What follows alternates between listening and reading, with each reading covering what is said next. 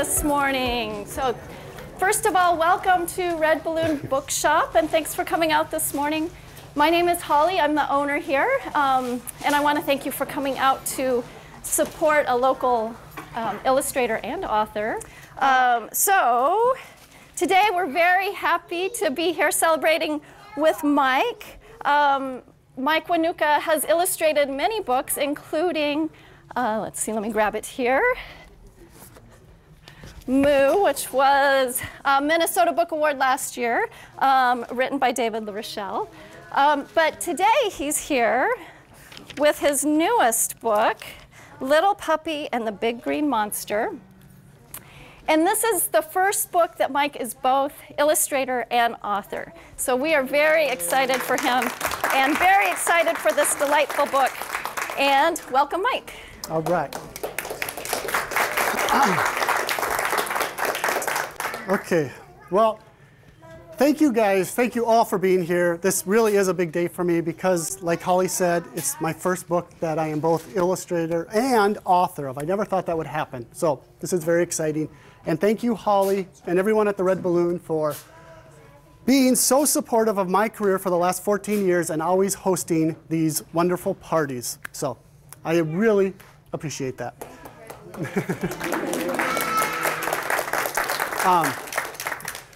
So today I am going to talk just a little bit about how I created this book. It's a very brief PowerPoint. And then I'm going to read the book on the screen. And I'm hoping some of you kids will help with the roaring, the monster part. He doesn't have a big part, so you're going to have to really give it your all. And then after I'm done reading the story, I'll do a little drawing and take questions. And I brought some original sketches and little book dummies if anyone wants to see any of that kind of stuff. So, like I said, I've illustrated a lot of books. I've illustrated 20 books. Here are all the books I've illustrated. And Little Puppy is my first book as both author and illustrator.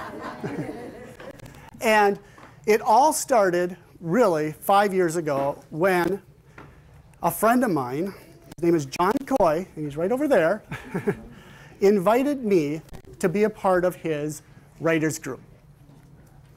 And here is this wonderful group. We meet twice a month at the St. Anthony Park Library. This is Jody Peterson Lodge, Cindy Rogers, this tall guy, can't remember his name, David LaRochelle. Janet Lawson, who is also here, and David is also here. And of course, John Coy and myself. So these guys have not only been amazingly supportive of my writing, because I went into this group not writing very much at all, and through their critiques, my stories became much, much better. But most importantly, I feel like they lit a fire under me to actually sit down and start writing. So what I started doing was not every meeting, but often I would bring in these little book dummies and get them critiqued by the group. And the one that really stood out, the one that I liked the most, was this book about this monster. And it started out just as this monster handbook, which quickly evolved into how to scare a monster. And one day, Franklin, my son, who was probably about 5 years old, he was kind of reluctant to get his pajamas on for bed. And I told him that a monster was coming, and they do not like kids without their pajamas. And having your pajamas on will really scare this monster away. That was not a very smart thing to do, but looking back.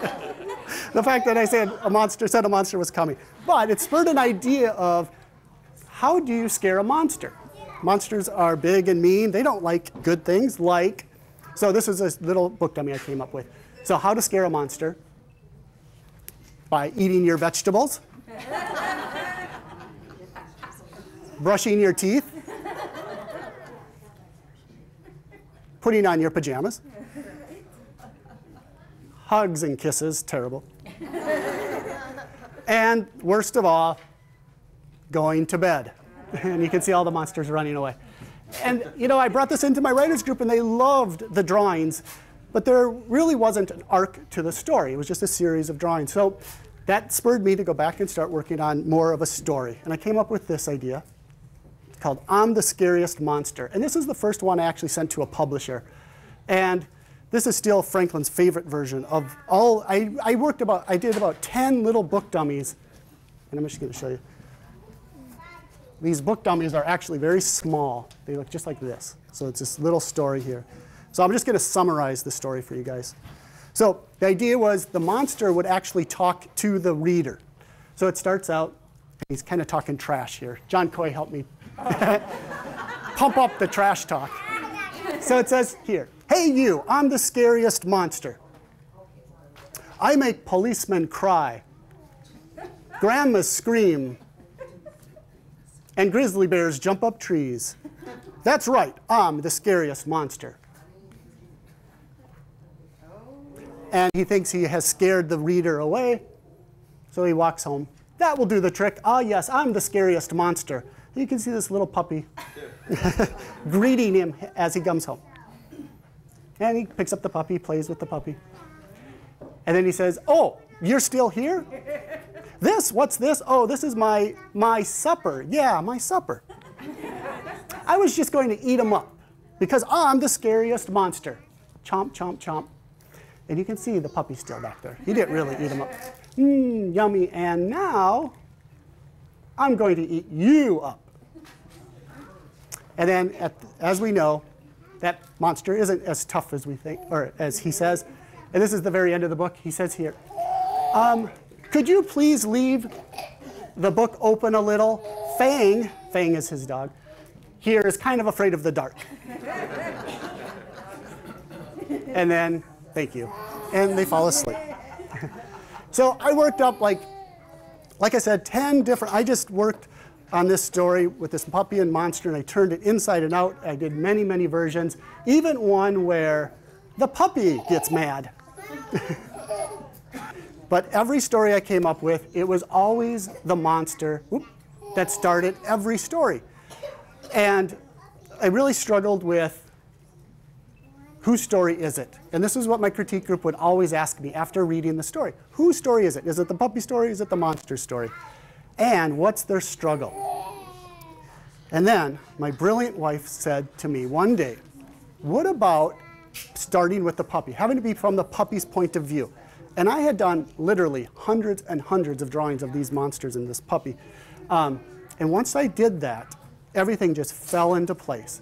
And so it was going to be, the story was going to be about the puppy. It was going to be the puppy's story. And what does every puppy want to do? Play. So it started like this. And this was the sketch that spurred the whole story. And once I hit upon this, it really was pretty much exactly what I sent that publisher, with really no changes except for the words, a few words. So instead of play, everything was from the puppy's mind. We got rid of the thought bubbles, and instead of play, it was who wants to play?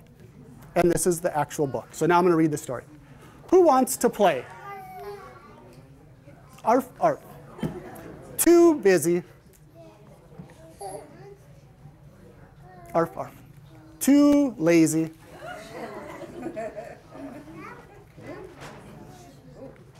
Too mean.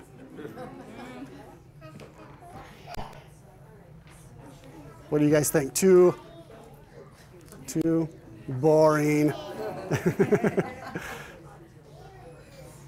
There's no one to play with. He sees someone. He will play with me. And he finally finds the perfect playmate. And this is where you guys come in, okay? You guys are going to read what he says. I'm going to put this. Does he look like a good playmate? Let's play. Arf, arf.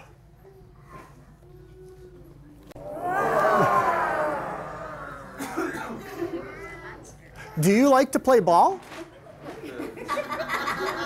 All right. Are you guys ready? This is a big one.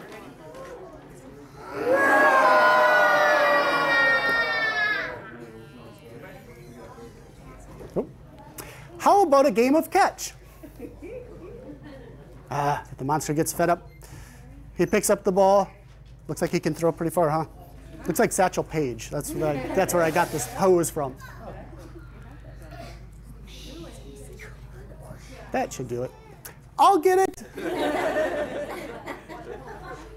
Ah, finally. Got it. Now let's play hide and seek.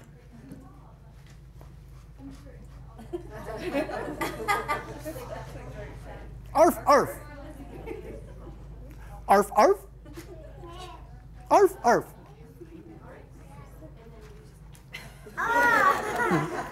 He's not very good at this. Arf! I won! Tag, you're it. Arf, arf. Okay, you have another part here. Can you tell me what he's saying here? Pan, pan. He's getting tired out. Very nice. All right, some more panting. Where are you going?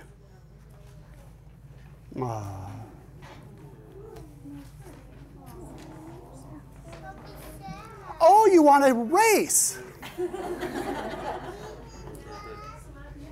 I win. What do you want to play now? Slam.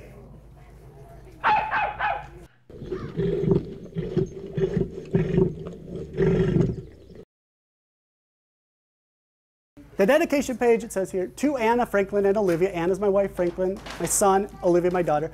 And it says special thanks to my editor, Grace Macaroon, and my writers group. So for the first time, this is the cover of the book. Just one name on the book. And I feel very fortunate. It has gotten very nice reviews. And I really was afraid that they were going to say, Mr. Wohnoutka, please stick to just illustrating. And they haven't said that yet, so it's very nice. And you know, when I illustrate a book, I think about every little detail. It probably doesn't seem like that when you see a book, but every detail is thought about. And even this park bench, I really put a lot of thought in that because that park bench was another character in the book because that's really the setting. So I really thought about, I did lots and lots of designs of park benches. And then I thought of the most famous park bench. Does anyone know what one of the most famous park benches is? From a movie? Forrest Gump. And I went to college in Savannah, Georgia, and that park bench is in Savannah. So this park bench is designed after the park bench in Forrest Gump. And one of my favorite parts of the book, if you compare the end papers from the front to the back. This is what the end papers look like in the front of the book. And this is what the end papers look like in the back.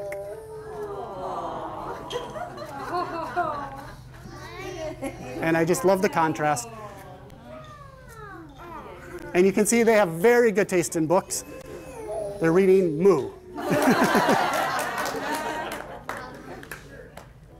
And I just want to show you guys one thing. I have another book that I'm both author and illustrator of. It'll come out next fall. It's completely done. I just have to wait for it to be printed. And it's about a little boy who looks a little bit like my son Franklin, and how, and it's his first day of school, and how difficult it is for his dad, who looks a little bit like me. And it's called Dad's First Day. So, thank you guys very much.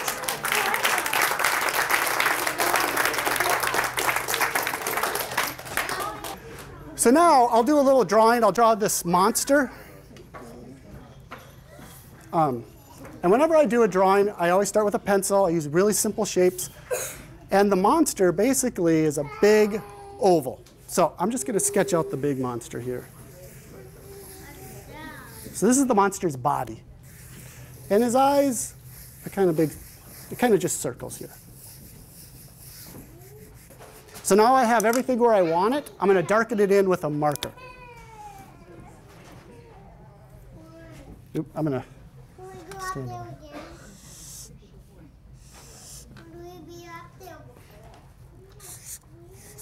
Right, is that looking like the monster, kind of? Yeah. And I'll put these little spots on there. Give him some feet.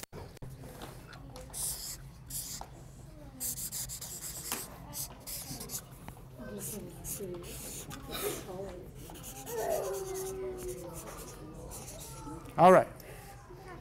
I'll give him some arms. Is that monster done? No. Did I forget something? His eyes. Now the eyes in any of your characters when you draw pictures show the most emotion, the most feelings. So we can make this any kind of monster we want. In the book he's very grumpy sometimes, but he's also very happy, and sometimes he's really surprised. So I'm going to let you guys vote. What do you guys want to see? A happy monster? Raise your hand. Happy? Happy monster? How about a surprised monster? How about a grumpy monster? All right, let's vote again. How about a surprised monster? Surprise. How about a grumpy monster? All right, I think a surprised monster.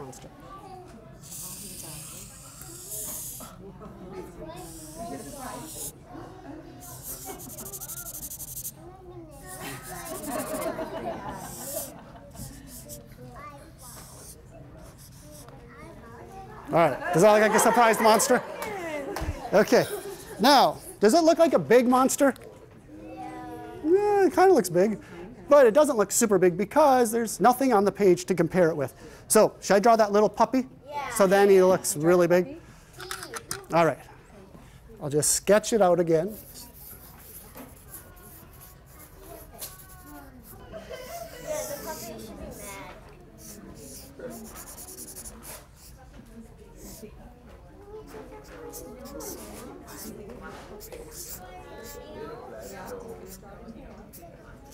All right, should we make the tail wavy? Or there we go. Okay, now, did I forget something? Yeah, it's fine. Make it mad. Okay, what do you guys? Should we have a happy monster? I mean, a happy puppy? Raise your hand. How about a surprised puppy? How about a grumpy puppy? Okay, we'll do a grumpy puppy. But you know, when I'm in my studio, I always have a mirror to be able to show what those facial expressions look like. So I don't know what a grumpy face looks like exactly. So can you show me a grumpy face so I know what it looks like? Oh, Marta, that's a good one. All right. So here we go. I'm going to make a grumpy puppy. There's our grumpy puppy. Thank you, guys. Do you guys have any questions for me? Yeah. Any thoughts? Yeah, do you have a question? Do you have a question, Dylan? Did I always want to be an illustrator? Yeah, that's a great question. Ever since I was little, ever since I was probably your age, I love to draw pictures. And I have 3 older brothers that were all really good at drawing, and they were always drawing around our house. So, and my dad would bring home reams of paper from the highway department where he worked at. And on one side they were just like survey notes, on the other side they were blank. And I would just have stacks and stacks of paper around the house. And I saw a presentation by David Shannon, and that's who inspired me to become an illustrator. So, here are some of those book dummies. This is like 7 of these different book dummies. And oftentimes the puppy or the monster would just be kind of hanging around scaring people. And the puppy would approach him wanting to play with him. It wasn't until that version where the puppy became the voice of the puppy, that's when I decided to have the monster being preoccupied with reading a book. I think that's, and these are all different phases of the book. And it was kind of depressing a little bit going through all these drawings because I had literally hundreds and hundreds of these drawings, and only a very few were actually used in the book. In 2010, I started doing a painting a day, and they were monsters. So I just wanted, I really liked some of those monsters, and so I liked the character, and I just wanted to do something with that character. So there wasn't real one specific inspiration, but and I'll just show you there's a couple other things here. These were some color studies that I did, and then this is the original painting of the cover. So. And if you open up the book, that's what it looks like. So, any other questions? Okay, so the 30th anniversary red balloon poster.